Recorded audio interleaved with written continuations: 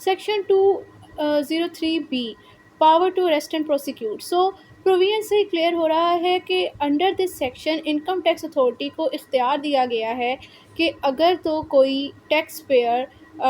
Tax पे नहीं करता, यानी अगर कोई tax payer defaulter of tax हो जाता है, डिफ़ॉल्ट ऑफ टैक्स करता है, तो इनकम टैक्स अथॉरिटी उसको अरेस्ट भी कर सकती है और उसके ख़िलाफ़ लीगल एक्शन भी ले सकती है, यानी उसे प्रोसिक्यूट कर सकती है।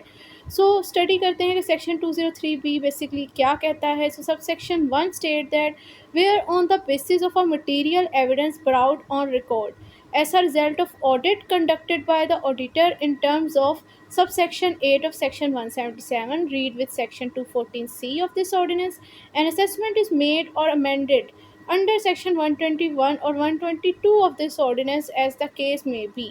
सो ये कह रहे हैं कि अगर तो टैक्स पेयर के ख़िलाफ़ ऑडिट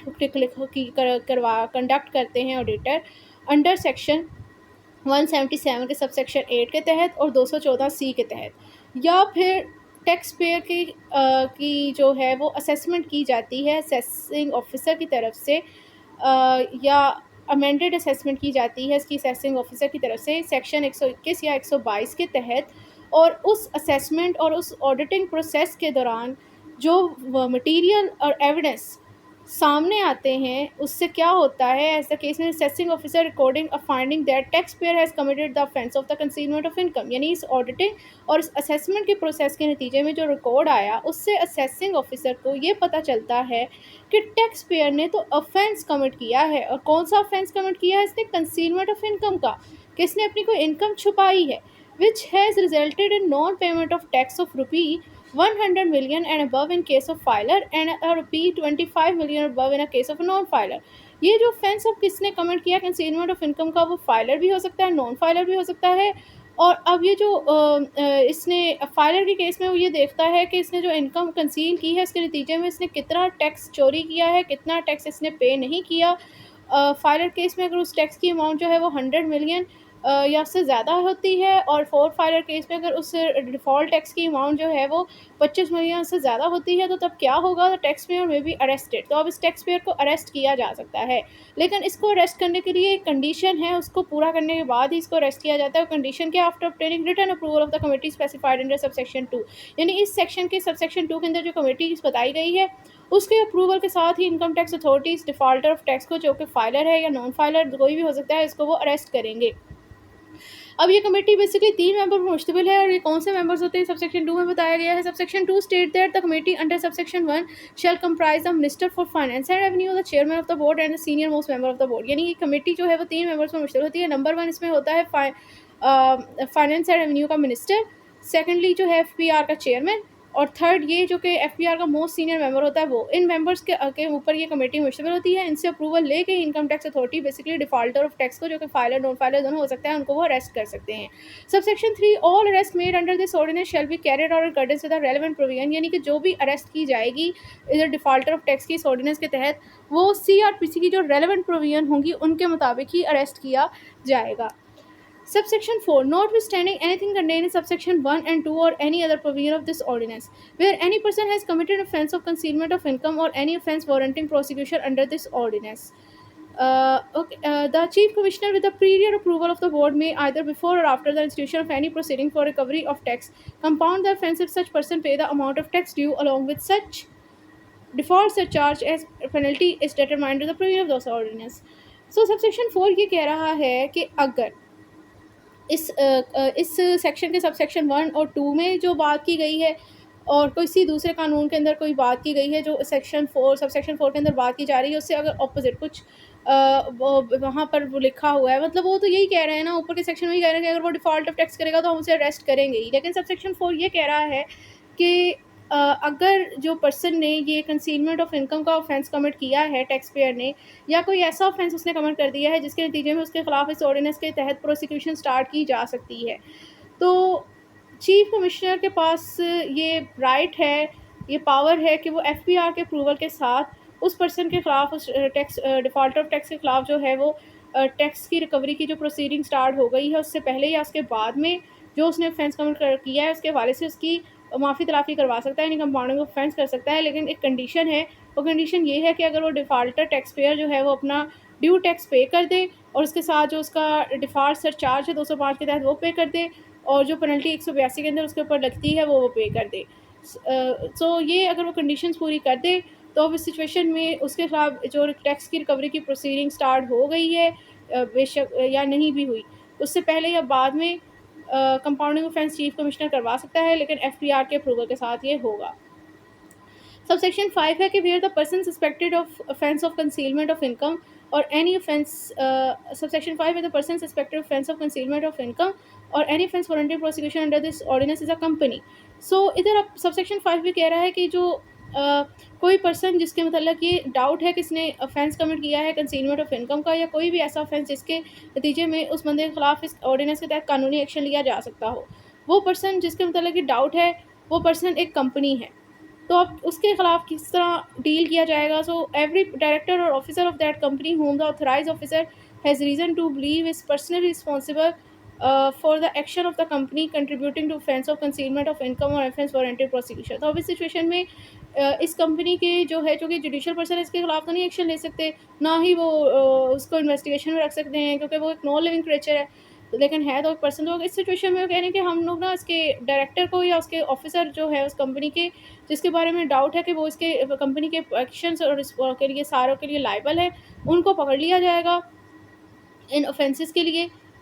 और यानी shall be liable to arrest, इनको अरेस्ट कर लिया जाएगा। इस सिचुएशन में कंपनी के जो ऑफिसर होंगे और डायरेक्टर हैं उनको अरेस्ट किया जाएगा, provided that any arrest under this subsection shall not dissolve the company from the liability of payment of tax default surcharge and penalty impose under this ordinance. तो साथ ही प्रोवाइजर बता रहे हैं कि चलो अरेस्ट तो हम लोगों ने उनके कंपनी के डायरेक्टर ऑफिसर को कर लिया, लेकिन जो ड्यू टैक्स की रिकवरी है, जो डिफॉल्ट सरचार्ज है, जो पेनल्टी इस ऑर्डिनेंस में लगती है, वो किससे रिकवर की जाएगी। वो यही कह रहे हैं कि ये अरेस्ट आप बेशक उनको कर रहे हो, लेकिन उनके अरेस्ट का हरगिज़ मतलब नहीं है कि जो कंपनी के ऊपर लायबिलिटी है कि जो ये डिफ़ॉल्ट टैक्स पे करना है, डिफ़ॉल्ट सरचार्ज पे करना है, जो पेनल्टी इस ऑर्डिनेंस के तहत लगेगी, वो कंपनी उससे बच जाएगी, वो कंपनी को ही पे करना पड़ेगा। तो ये था section 203 B I guess. So अब स्टार्ट करते हैं section 203 C, procedure to be followed on arrest of a person, यानी जो डिफ़ॉल्टर टैक्स पेयर होता है उसको अरेस्ट करने के बाद क्या प्रोसीजर फॉलो किया जाता है। सेक्शन 203 सी इससे बात कर रहा है, इसके मतलब बात कर रहा है। तो section 203 C subsection 1 state that when an officer of inland revenue authorise under subsection 1 of section 203 B in this behalf arrest a person under section 203 B, मतलब उसको अथॉरिटी जो है वो डिफ़ॉल्टर टैक्स पेयर को अरेस्ट करने की inland revenue officer को दी जाती है, और वो सेक्शन 203 बी के तहत उसे अरेस्ट करता है। तो अरेस्ट करने के बाद वो क्या करता है, he shall immediately intimate the fact of the arrest of that person to the special जज। वो फौरी तौर पर इसको अरेस्ट करने के बाद कि मैंने इसे अरेस्ट कर लिया, इसके बारे में इंटीमेट इन्फॉर्म करता है स्पेशल जज को। जाहिर सी बात है उसने अब इसका ट्रायल कंडक्ट करवाना है तो वो इससे इन्फॉर्म करेगा। Who may direct such officer to produce the person at such time and place and on such date as a special judge consider expedient and such officer shall act accordingly। अब special जज जो है वो इसको direction देता है inland revenue officer को कि आप इस पर्सन को, इस अरेस्टेड पर्सन को जो कि डिफ़ॉल्टर टैक्स पेयर है, आप इसे एक टाइम पीरियड बता देता है, एक जगह बता देता है, एक डेट बता देता है, जिसमें से कहता है कि इस टाइम प्लेस और डेट पे आपने इसको मेरे सामने पेश करना है जो भी और फिर उसके बाद जो ऑफिसर है वो उसी डायरेक्शन पर काम करेगा। Subsection 2 notwithstanding anything contain in the subsection 1 subsection 2 notwithstanding anything contain subsection 1, क्योंकि सबसेक्शन 1 में जो एक बात की गई है उसे एक साइड पर रखते हैं, क्योंकि यहाँ पर कहा जा रहा है कि अगर स्पेशल जज नहीं मौजूद होता हम लोग फिर उसे नियरेस्ट जुडिशियल मजिस्ट्रेट के सामने पेश करेंगे। तो ये नहीं कर देना कि भाई पहले सब सेक्शन में तो कहा था कि अरेस्ट करने के बाद उसे स्पेशल जज के सामने पेश करना है, तभी सब सेक्शन 2 में एक लीनियंसी प्रोवाइड कर दी गई कि अगर स्पेशल जज मौजूद ना हो तो आप उसे नियरेस्ट जुडिशियल मजिस्ट्रेट के सामने पेश कर सकते हैं। कोई इतना भी बड़ा वो मसला नहीं हो जाता कि एक स्पेशल जज के सामने पेश करना पड़ेगा। सो सब सेक्शन में any person arrested under this ordinance shall be produce before the special जज, जो भी पर्सन इस ऑर्डिनेंस के तहत अरेस्ट किया जाएगा उसे स्पेशल जज के सामने पेश करना है और if there is no special जज within a reasonable distance, और जहाँ से उसे गिरफ्तार किया गया है उधर इर्द-गिर्द जो है रीज़नेबल डिस्टेंस में कोई स्पेशल जज नहीं है, देन उस पर्सन को to the nearest judicial magistrate, आपने जो करीबी जुडिशियल मजिस्ट्रेट है उसके पास पेश करना है। कितनी टाइम लिमिट में? विदिन अ 24 आवर्स सच अरेस्ट, सेम 24 घंटे में अरेस्ट करने के बाद आप लोगों ने पेश करना है। सेम वही पॉइंट ऑफ व्यू है जो इस तरह के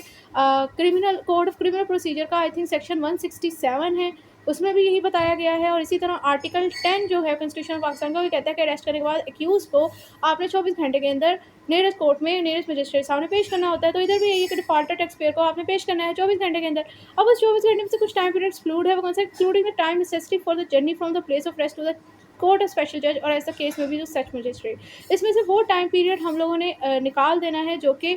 प्लेस ऑफ रेस्ट में उसके लगा और फिर स्पेशल जज के पास लेकर जाने तक उसको लगा, वो टाइम पीरियड हम लोगों ने निकाल देना है 24 घंटे में से। Subsection 3, when any person is produce under subsection 2 before a special जज। अब सबसेक्शन 3 में बेसिकली डील किया कर रहा है कि जब स्पेशल जज के सामने 24 घंटे में आफ्टर अरेस्ट उसको Indian revenue officer defaulter tax payer को पेश करता है, तो स्पेशल जज के पास उसके खिलाफ क्या एक्शन है कि वो उसके साथ क्या करेगी। स्पेशल जज यहाँ पर सबसेक्शन 3 में आप देखेंगे कि 2 एक्शन कर सकती है, या तो वो उसको बेल दे देगी या तो फिर उसका वो फिजिकल रिमांड ग्रांट कर देगी। सो देखते हैं सबसेक्शन 3 बेसिकली क्या कह रहा है। तो when any person is produce under subsection 2, जब सबसेक्शन 2 के तहत किसी पर्सन को फॉर स्पेशल जज के सामने पेश किया जाता है, ही में on the request of such person after producing the record if any and after giving the prosecution opportunity of being here. अब इस सिचुएशन में जो भी जिस रिकॉर्ड की बेस पर उस पर्सन को गिरफ्तार किया गया है ना, कोई है तो वो उसको वो शो करेगी और प्रोसिक्यूशन को भी मौका देगी सुनने का, क्योंकि प्रोसिक्यूशन चाहता है कि ये अंदर ही रहे, कस्टडी में ही रहे इनकम टैक्स अथॉरिटी। तो उसको सुनने के बाद 2 काम कर सकती है। Number 1, admit him to bail on his executing a bond with और विदाउट श्योरिटी, या तो वो उस डिफॉल्टर टैक्स पेयर को बेल ग्रांट कर देगी। एग्जीक्यूटिंग अ बॉन्ड है कि उसे कुछ मचलके वगैरह पैसे वगैरह ले लेगी, उसे बेल ग्रांट कर देगी। अब ये बेल जो ग्रांट है कर रही है विद और विदाउट श्योरिटी है। विदाउट श्योरिटी ये है कि सिर्फ पैसे लेकर उसने उसकी ज़मानत मंजूर कर ली, और विद श्योरिटी ये है कि पैसों के साथ साथ कोई शख्सी ज़मानत भी, किसी पर्सन की गारंटी वगैरह भी दी। इस पे या तो उसे बेल ग्रांट कर देगी, एक एक्शन वो ये कर सकती है। सेकंड है refuse to admit him to bail, यानी उसको बेल ग्रांट नहीं करती, इसका मतलब क्या है कि वो उसको फिजिकल रिमांड इसका देगी। And direct his detention at such place as a deem fit, ठीक है, वो इसका फिजिकल रिमांड दे देगी, कहेगी इसका डिटेन रखो उस जगह पे जो कि इसको बेहतर लगेगी। Proviso, provided that nothing herein contained shall preclude a special judge from cancelling the bail of any such person at a subsequent stage, for if for any reason he considers such cancellation necessary। अब यहाँ पर प्रोवाइज़ो ये है कि इस section के अंदर कोई ऐसी चीज़ नहीं कि एक दफ़ा बेल ग्रांट करने के बाद स्पेशल जज उस बंदे की बेल को डिसग्रांट नहीं कर सकती, उसकी बेल बॉन्ड को कैंसिल कर सकती है किसी भी सब्सिक्वेंट स्टेज के ऊपर, जो भी रीज़न लगते हैं कुछ रीज़न की बना के ऊपर जो उसे बेहतर लगते हैं उस पर वो कर सकती है। लेकिन इसके साथ कैंसिल करने से पहले कंडीशन पूरी करनी पड़ेगी। But before passing such order he shall afford such person opportunity of being hear, मतलब जिस डिफॉल्टर टैक्स पेयर को बेल ग्रांट की गई थी उसको बेल उसकी कैंसिल करने से पहले उसको सुना जाएगा, उसको एक मौका प्रोवाइड किया जाएगा, उसके बाद ही जो है वो उसकी बेल को कैंसिल किया जाएगा। ठीक है, अब इस बेल अब यहाँ पर ये एक जो कंडीशन है कि उसको सुन के ही उसकी कैंसिल की जाएगी बेल, वो उसकी भी एक एक्सेप्शन है। वो क्या है कि unless for reason to be recorded he consider the following shall defeat the purpose of this ordinance. अगर तुझे लगता है कि इसको सुल के वैस की बेल कैंसिल करूँगी तो उसके नतीजे में जो है वो इस ऑर्डिनेंस का जो पर्पस है वो ख़त्म होता है, तो अब इस सिचुएशन में वो बगैर सुने भी इसकी बेल को कैंसिल कर सकती है। ये बेसिकली ये कह रहे हैं कि हो सकता है कि उसे बस हो कि भाई किसी टैक्स पे के बारे में डाउट हो कि इसने बल्क से भाग जाला है टैक्स से बचने के लिए, या ये अंडरग्राउंड होने वाला है, तो अब इस सिचुएशन में उसको फौरी तौर पर पकड़ने के लिए वो उसकी बेल उसको बगैर सुने इसकी बेल कैंसिल करती है, और जहाँ पर भी वो होता है उसे फ़ौरन हिरासत में ले लेंगे। Subsection 4, when such person is produce under subsection 2 before a judicial magistrate. अब सबसेक्शन 4 में बताया जा रहा है कि जब वो पर्सन अरेस्ट होने के बाद स्पेशल जज नहीं था रीजनेबल डिस्टेंस लिमिट में, तो इसलिए इनकम टैक्स अथॉरिटी ने जिसने उसको अरेस्ट किया था, जो कि इंडियन रेवेन्यू ऑफिसर रहता है, उसने उसे जुडिशियल मजिस्ट्रेट के पास पेश करना है। जब वो जुडिशियल मजिस्ट्रेट के सामने पेश किया जाता है ना, तो जुडिशियल मजिस्ट्रेट ला तो उसका बेल ग्रांट कर सकती है और ना ही उसका फिजिकल रिवार्ड दे सकती है। वो बस एक ही काम कर सकती है कि वो ये कह देती है कि आप इसे फौरी तौर पर स्पेशल जज के पास पेश करें, और जिस पर्सन ने लेकर चला होता है उसको बस ये ऑथराइज़ कर देती है कि इसकी डिटेंशन में उस बंदे को दे देती है, डिफ़ॉल्टर टैक्स पेयर को। सो इसका यही इख्तियार है। वो कह रहे हैं जब जुडिशियल मजिस्ट्रेट के सामने पेश किया जाएगा, ये क्या करेगा, सच मजिस्ट्रेट में after authorising detention in such custody at such place and for such period as he consider necessary or proper for facilitating his earliest production before a special judge। मतलब वो कह रहे हैं कि जो वो देखेगा कि स्पेशल जज के पास पेश करने के लिए कितने टाइम पीरियड के लिए किस प्लेस के अंदर इसको रखने की ज़रूरत है,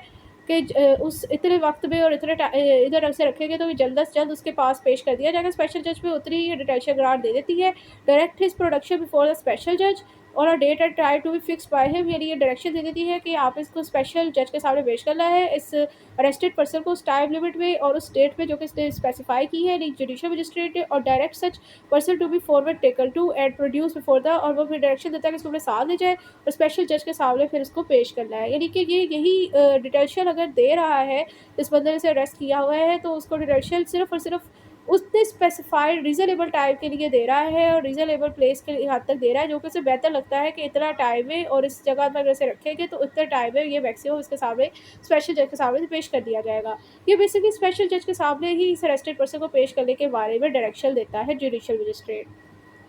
आगे उस अरेस्टेड पर्सन के साथ जो है उसको बेल ग्रांट करने की पावर या उसको फिजिकल रिवार्ड देने का इख्तियार सिर्फ और सिर्फ स्पेशल जज के पास है। आप ये कह सकते हो जुडिशियल मजिस्ट्रेट के पास नहीं है। सबसेक्शन 5 है नथिंग इन सबसेक्शन 3 और subsection 4 shall preclude the special जज और the judicial magistrate for remanding any such person to the custody of an officer of inland revenue holding inquiry against that person.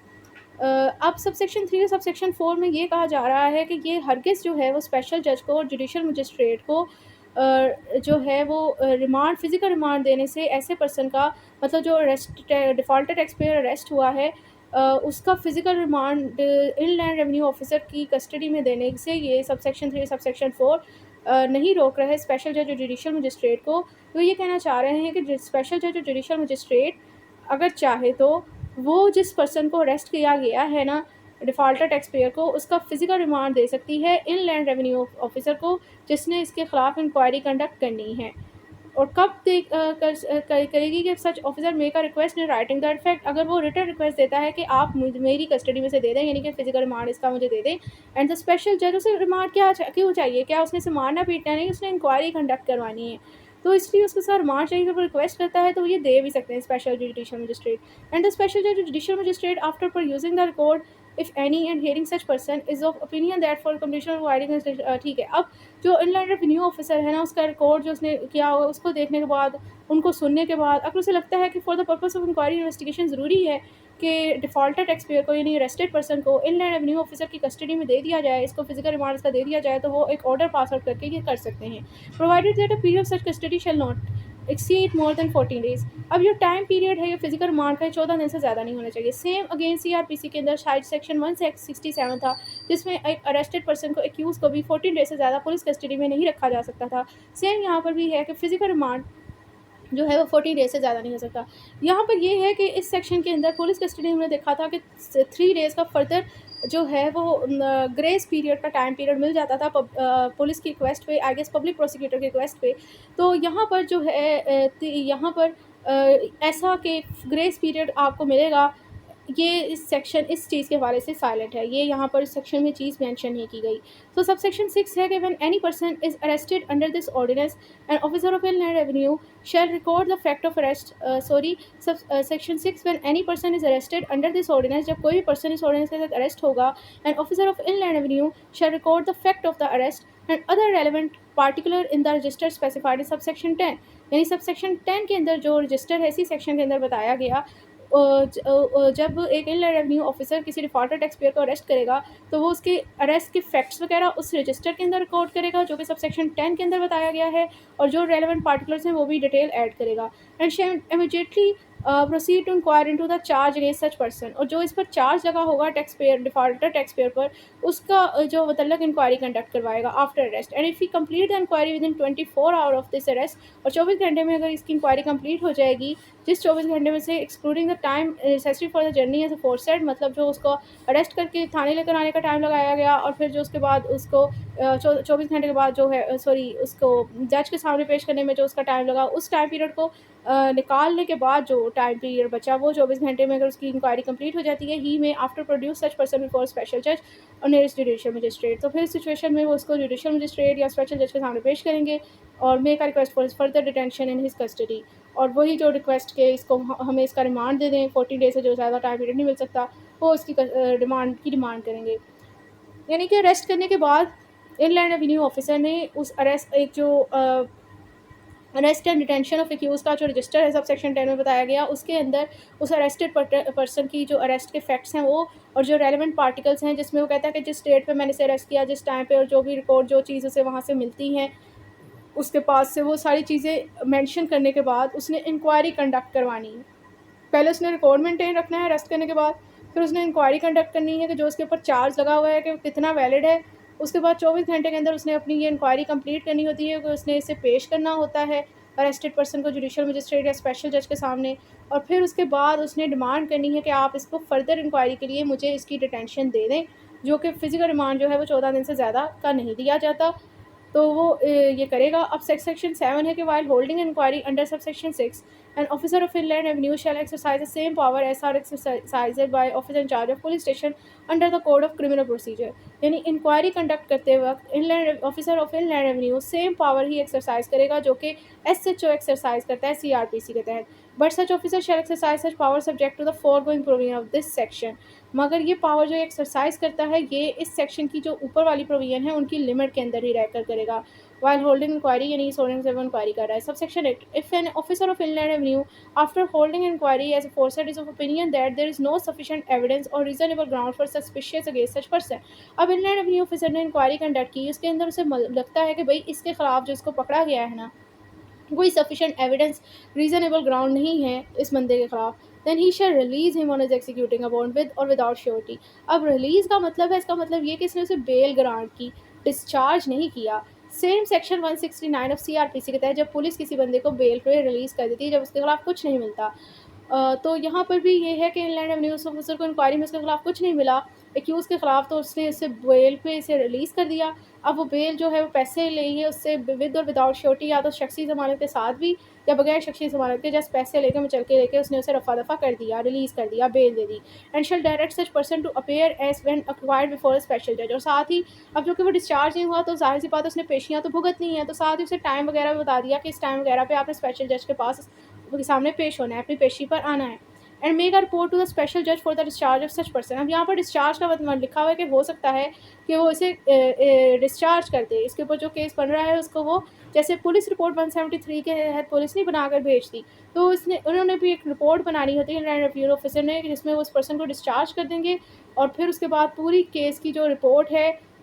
Immediate superior जो superior है उनको provide कर देंगे। Special जज to whom report has been made under subsection 8 may after the perusal of the record of inquiry and hearing the prosecution agree with such report and discharge the accused। और special जो जज जो है जब उसको report मिलती है वो इंक्वायरी का रिकॉर्ड देखने के बाद, प्रोसिक्यूशन को सुनने के बाद, अगर प्रोसिक्यूशन भी एग्री होता है कि सही है, ये सही रिपोर्ट है और वो फर्दर आगे इसका ट्रायल नहीं करना चाहते, तो वो डिस्चार्ज कर देगा स्पेशल जज एक्यूज को। मतलब इसके खिलाफ जो भी केस बनना था अब नहीं होगा, इसका ट्रायल नहीं होगा क्योंकि डिस्चार्ज हो गया है। If is of opinion that there is sufficient ground for proceeding against such person. अगर स्पेशल जज को लगता है कि इसके खिलाफ सफिशिएंट ग्राउंड है कि इसके खिलाफ मुकदमा चलाया जाए, then proceed with the trial. इसके खिलाफ ट्रायल चलेगा and direct the prosecution to produce evidence. और प्रोसिक्यूशन को भाई आप सबूत वगैरह पेश करो,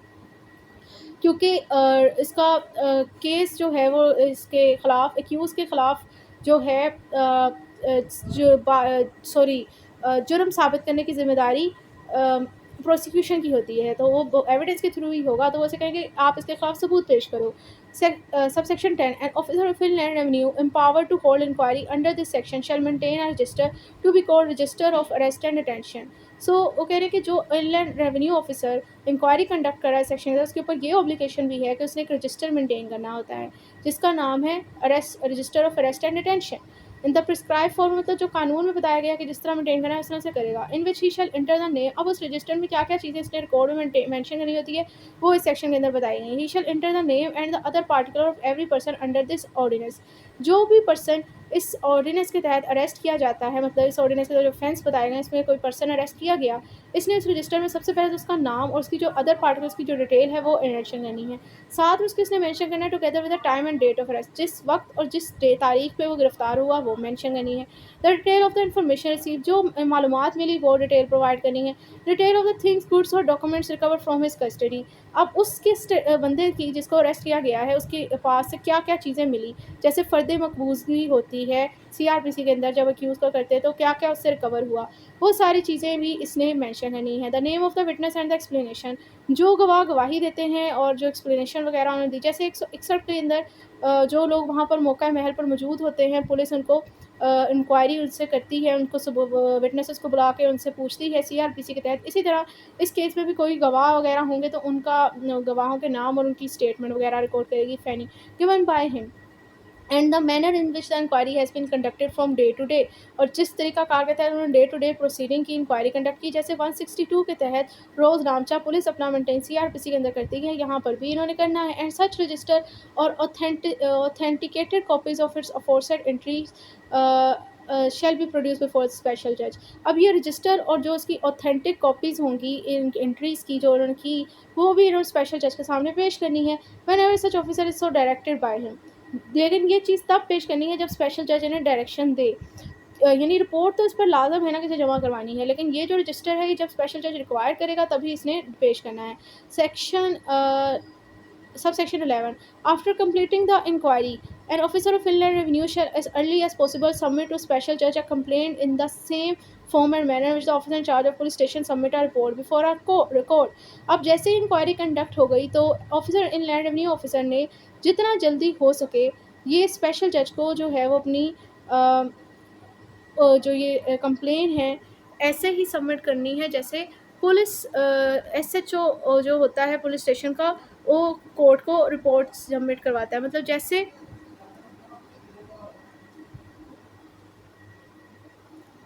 173 का चलान वो सारी इंक्वायरी इन्वेस्टिगेशन होने के बाद पुलिस जमा करवाती थी ना कोर्ट को ताकि ट्रायल हो सके, इसी तरह इसने भी जैसे इंक्वायरी कंप्लीट होनी है फौरी तौर पर ये रिपोर्ट जमा करवानी होती है स्पेशल जज को ताकि वो भी एक्यूज का ट्रायल कर सके। Subsection 12, magistrate of first class may record any statement or confession during inquiry under this ordinance in accordance with the provision section 164 of code of criminal procedure. अब जिस तरह सीआरपीसी के अंदर जो बयान लिया जाता था, कन्फेशन रिकॉर्ड करवाया जाता था मुलजिम का और स्टेटमेंट गवाहों की ली जाती थी, उसी तरह यहाँ पर भी जो है वो मजिस्ट्रेट ऑफ फर्स्ट क्लास जो है वो स्टेटमेंट और कन्फेशन जो है वो रिकॉर्ड करेगा इंक्वायरी के दौरान मुलजिम की और विटनेस की, इस ऑर्डिनेंस के सेक्शन 164 सीआरपीसी के प्रोविजन के मुताबिक। वहाँ पर हम देखते थे कि जिस तरह वहाँ पर 164 के अंदर बयान रिकॉर्ड होता था ना विटनेसेस का, तो वो एक्यूज़ की मौजूदगी में होता था क्योंकि जो स्टेटमेंट है वो 2 हिस्सों में मुश्तमिल होती है, एग्जामिनेशन इन चीफ और क्रॉस एग्जामिनेशन। और लॉ के रिक्वायरमेंट है कि अगर जो स्टेटमेंट जो है वो बगैर क्रॉस एग्जामिनेशन के रिकॉर्ड होती है उस स्टेटमेंट की कोई एविडेंशियरी वैल्यू नहीं होती। तो यहाँ 164 में इसी तरह होता था कि जो गवाह है उसका बयान जो है वो एक्यूज़ की मौजूदगी के अंदर ही रिकॉर्ड किया जाता है ताकि वो उसे क्रॉस कर सके। तो इसी तरह जो है वो बेसिकली इधर भी अगर कोई गवाह होगा तो उसका बयान जो है वो डिफ़ॉल्टर टैक्स पेयर की मौजूदगी के अंदर रिकॉर्ड होगा, कोई 164 की प्रोविजन के मुताबिक जो रिकॉर्ड करना है। आई होप ये पॉइंट क्लियर हो गया होगा। Section subsection 30, without prejudice to the foregoing provision of this section, इस सेक्शन की जो ऊपर बताई गई हैं प्रोविजन उनको बगैर अफेक्ट किए हुए, the board with the approval of the federal minister in charge, FPR federal minister in charge के अप्रूवल के साथ, may by notification the official gazette में नोटिस के through, authorise any other officer working under the board to exercise the power and perform the function of an officer inland revenue under this section. Board के अंदर कोई ऐसा officer जो कोई काम कर रहा है तो वो उसको वो ऑथराइज़ दे सकती है, एफपीआर जो है अथॉरिटी दे सकती है कि जो फंक्शन जो पावर्स इनलैंड रेवेन्यू ऑफिसर इस सेक्शन के अंदर परफॉर्म कर रहा है वो आप भी कर सकते हो, लेकिन ये जो अथॉरिटी है वो कुछ कंडीशन पे दी जाएगी, subject to such condition if any that it may deem fit to impose, ठीक है, उन कंडीशन पर जो कि एफपीआर को बेहतर लगेगी। बस तभी वो कह रहे थे कि इस सेक्शन के अंदर जो प्रोविजन है उनको अफेक्ट किए बगैर, मतलब इनलैंड रेवेन्यू ऑफिसर तो डिफॉल्टर टैक्स पेयर के खिलाफ ही सारी इंक्वायरी कर ही रहा है, उसे अरेस्ट कर ही रहा है, इसका अलग रिपोर्ट बना के स्पेशल जज को दे ही रहा है। यही इख्तियारात जो है वो अगर एफपीआर चाहे तो अपने अंदर किसी ऑफिसर को जो उसके अंडर कोई ऑफिसर काम कर रहा है उसको भी दे सकती है उन कंडीशन पर जो उसे बेहतर लगते हैं, लेकिन वो फेडरल मिनिस्टर इन चार्ज के अप्रूवल के साथ देगी। तो ये था हमारे पास सेक्शन 203C। आई होप ये क्लियर हो गया होगा। अब सेक्शन 203D, स्पेशल जजेस। मुझे नहीं लगता ये सेक्शन इधर मेंशन करना चाहिए था, क्योंकि सेम चीज़ 203 के अंदर बता दी गई थी कि स्पेशल जज की अपॉइंटमेंट कौन करेगा और स्पेशल जज का हेड ऑफिस कहाँ होगा और स्पेशल जज होगा कौन हो सकता है। तो ये एक दफ़ा दोबारा रिपीट टेलीकास्ट करने की ज़रूरत नहीं थी, लेकिन खैर अब लॉ में लिखा हुआ है तो पढ़ना तो पड़ेगा। तो सेक्शन 203D स्पेशल जजेस, subsection 1, the federal government shell bye notification the official gadget appoint as many special जज as it consider necessary and where it appoint more than one special जज। तो कह रहे हैं कि बाय ऑफिशियल गैजेट में notice के थ्रू फेडरल गवर्नमेंट जो है वो जितने स्पेशल जजेस अपॉइंट करना चाहे वो कर सकती है। और जब वो एक से ज़्यादा स्पेशल जज अपॉइंट कर लेती है, then it shall specify in the notification the head quarter special जज। तो वो फिर वो नोटिस के अंदर ये भी बता देगी कि हर स्पेशल जज का जो हेड ऑफिस है वो कहाँ है, and the territorial limit with in which he exercise, और साथ ही उनकी टेरिटोरियल लिमिट भी स्पेसिफाई कर देगी उसी के नोटिस के अंदर। No person shall be appointed special unless he, मतलब वही पर्सन स्पेशल जज अपॉइंट हो सकता है जो कि या तो रिटायर्ड सेशन जज हो या फिर करंट सेशन जज हो। सेक्शन 203 से डी इतना मुश्किल नहीं था। अब section 203E, cognizance of offences by special जज, यानी कि जो स्पेशल जज है वो किन ऑफेंस के हवाले से कोग्निजेंस ले सकता है, किन के बारे में समाअत कर सकता है। Note subsection 1, notwithstanding anything contain in this ordinance और any other law for the time in force, यानी अगर कोई कानून एग्जिस्ट करता है उसके अंदर, इस टाइम जो कानून इन्फोर्सेबल है उसके अंदर, और इस ऑर्डिनेंस की किसी प्रोविजन के अंदर, कोई एक बात जो कोई इस सेक्शन के अंदर की जाने वाली है, अगर वो उससे कंट्रास्ट होगा तो उसको हम साइड पे रखते हुए इस सेक्शन को देखेंगे कि स्पेशल जज may within a limit of his jurisdiction, एक स्पेशल जज अपनी लिमिट ऑफ ज्यूरिस्डिक्शन के अंदर take out the any offence punishable under this ordinance. तो सिंपल है कि अगर कोई ऑफेंस जो कि इस ऑर्डिनेंस के अंदर पनिशेबल है, अगर वो किसी स्पेशल जज की लोकल लिमिट ऑफ ज्यूरिस्डिक्शन में है, हो गया, तो स्पेशल जज जो है वो उसके मुतल्लक कॉग्निजेंस समाअत कर सकता है, क्योंकि वो उसकी टेरिटरी के अंदर जो हुआ। सेम है कि जब किसी थाने की लिमिट में कोई ऑफेंस कमिट होता है तो उसी थाने के अंदर उसके बारे में जैसे एफआईआर करवाई जाती है, क्योंकि जुरिस्डिक्शन ही उसकी है, क्योंकि वो उसके इलाका में जो हुआ। जिस तरह हम बहुत ज़्यादा फिल्मों में नहीं देखते जो उधर कि ये भाई का इलाका है, जो गुंडे होते हैं ना बना, ये फिर ये जो है ये अथॉरिटीज़ हैं, ये भी चौधरी होती हैं अपने आप में। वो कहते हैं भाई हमारे इलाके में हुआ है ना ऑफेंस, तो फिर इसके मतलब समाअत करने का भी इख्तियार हमारे पास ही है। तो जो कि अगर उसकी अपनी लिमिट के अंदर हुआ है, कोई ऑफेंस होता है जो कि इस ऑर्डिनेंस के अंदर पनिशेबल भी है, उसके मतलब स्पेशल जज जो है वो आप कॉग्निजेंस ले सकती है। अपॉन ये कॉग्निजेंस लेगा किस तरह, a report in writing made by an officer of inland revenue or by any other officer specially authorized in this behalf by the federal government। मतलब कॉग्निजेंस तो लेगा लेकिन रिटन रिपोर्ट के ऊपर लेगा, और रिपोर्ट किसकी तरफ से जमा होनी चाहिए, ऑफिसर इनलैंड रेवेन्यू की तरफ से या फिर कोई ऐसा ऑफिसर जिसे फेडरल गवर्नमेंट ने अपने बिहाफ पे इस बिहाफ पे अथॉरिटी दी हो रिपोर्ट बनाने की, उस ऑफिसर की या इनलैंड रेवेन्यू ऑफिसर की रिपोर्ट के ऊपर ये कॉग्निजेंस लेगी स्पेशल जज। Secondary receiving complaint information fact consider such paid और कम्युनिकेटेड, मतलब अगर कोई कंप्लेन किसी दूसरे पर्सन की जो कि की तरफ से कोई कंप्लेन आ जाती है जिसमें ये इन्फॉर्मेशन प्रोवाइड की जाती है कि ऑफेंस कमिट हुआ है, तो किसी बंदे की कंप्लेन पर भी कॉग्निजेंस ले सकती है। His all knowledge acquired during any proceeding before him under this ordinance और under any law for the time, मतलब इस ऑर्डिनेंस या कोई कानून जो एग्जिस्ट करता है उसके मुताबिक उसके सामने कोई प्रोसीडिंग चल रही है और उसकी नॉलेज में कोई आ जाता है कि कोई ऑफेंस जो है इस ऑर्डिनेंस के अंदर पनिशेबल है, वो कमिट हुआ है। तो ये तीन चीज़ें हैं कि अगर तो इनलैंड रेवेन्यू ऑफिसर या किसी एफपीआर की ऑथराइज ऑफिसर की तरफ से उसे रिपोर्ट आती है उस पर कॉग्निजेंस ले सकता है, किसी बंदे की तरफ से कंप्लेंट आती है तब, और अगर उसकी अपनी नॉलेज में आ जाता है कोई ऑफेंस कमिट हुआ है, तो अब इस तीनों केसेस के अंदर वो ऑफेंस जो हुआ है वो उसकी लोकल लिमिट ऑफ जुरिस्डिक्शन हुआ है, तो स्पेशल जज उसके मतलब कॉग्निजेंस ले सकती है। Subsection 2, upon the receipt of the report under clause A of subsection the special जज shall proceed with the trial of the accuse, मतलब अगर written report inland revenue officer या एफपीआर के किसी ऑथराइज ऑफिसर की तरफ से वसूल हुई है तो उस पर तो वो फौरी तौर पर ट्रायल स्टार्ट कर देगा एक्यूज का स्पेशल जज। Subsection 3, upon the receipt of a complaint or information under clause B or required in the manner refer clause C section, special जज may before issue a summon or warrant for appearance of the person. अब trial start करने से पहले basically warrant या समन जारी किया जाता है एक्यूज को कि आप आओ और पहले उसको अपने मतलब जो उस पर चार्ज लगा होता है उसे डिफेंड करने का मौका दिया जाता है, यानी उससे ये पूछा जाता है फ्रेमिंग ऑफ चार्ज करने के लिए पहले ना उसको समन या वारंट पेश किया जाता है। वहाँ पर अगर वो प्लीड गिल्टी या नॉट प्लीड गिल्टी का से पूछा जाता है कि आप मानते हो जो ये आप पे इल्ज़ाम है, अगर तो वो कहता है कि मैं एडमिट करता हूँ तो फिर तो ट्रायल चलाने की ज़रूरत ही नहीं होती। अगर तो नॉट प्लीड गिल्टी करता है तो तब ट्रायल चलाने की ज़रूरत होती है। तो कह रहे हैं कि अगर तो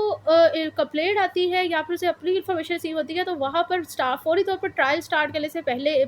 या यानी समन और वारंट जारी करने से पहले स्पेशल जज ये कर सकता है कि उसकी डिस्क्रिशनरी पावर है कि होल्ड अ वो एक इंक्वायरी कंडक्ट कर सकता है, किस पर्पज़ के लिए? For the purpose of certain the true और फॉल्स ऑफ द कंप्लेंट, मतलब वो कंप्लेंट जो की गई है वो कितनी सच्ची है, झूठी है, उस चीज़ को सर्टन उसको सच्चाई को नापने के लिए वो इंक्वायरी कंडक्ट कर सकता है। कहने का मकसद ये है कि जब इनलैंड रिव्यू ऑफिसर की तरफ से या एफबीआर के ऑथराइज ऑफिसर की तरफ से कोई रिपोर्ट आती है, तब तो फौरी तौर पर ट्रायल स्टार्ट कर देगा। लेकिन जब उसे किसी आम आदमी की तरफ से कंप्लेंट मिलती है या उसको खुद इन्फॉर्मेशन मिलती है कि कोई ऑफेंस कमिट हुआ है, तो उस पर वो फौरी तौर पर ट्रायल नहीं स्टार्ट करता। उस पे वो पहले इंक्वायरी कंडक्ट करवाता है, और इंक्वायरी कंडक्ट करवाने का पर्पस ये होता है कि वो ये चीज़ डिटरमाइन कर सके कि आया जो कंप्लेंट मिली है वो कितनी सच्ची, आया सच्ची भी है, झूठी। और डायरेक्ट एनी मजिस्ट्रेट और officer of field review or any police officer to hold such inquiry. अब इंक्वायरी कंडक्ट करवाने के लिए वो किसी मजिस्ट्रेट से कह सकता है, इनलैंड रिव्यू ऑफिसर से कह सकता है, किसी पुलिस ऑफिसर से कह सकता है इंक्वायरी कंडक्ट करे, और फिर वो कहता है कि मुझे इंक्वायरी करवा के ना रिपोर्ट जमा करवाए, submit report at such magistrate officer, फिर वो ये लोग इंक्वायरी करते हैं, रिपोर्ट के मुताबिक जमा करवा देंगे। Subsection 4, if after conducting such inquiry or after considering the report of such magistrate officer or special judge opinion that there is। अब ये इंक्वायरी की रिपोर्ट मिलने के बाद स्पेशल जज के पास दो काम कर सकती है। या तो वो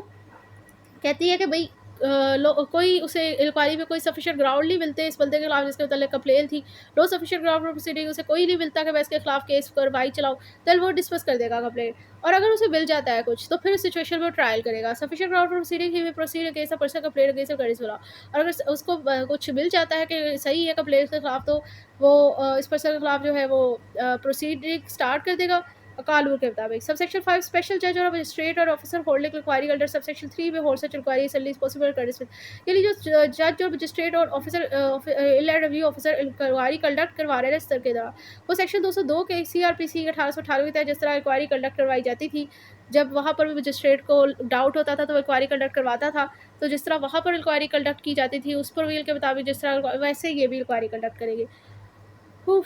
सेक्शन 203F। अभी तक के लिए इतना ही करते हैं।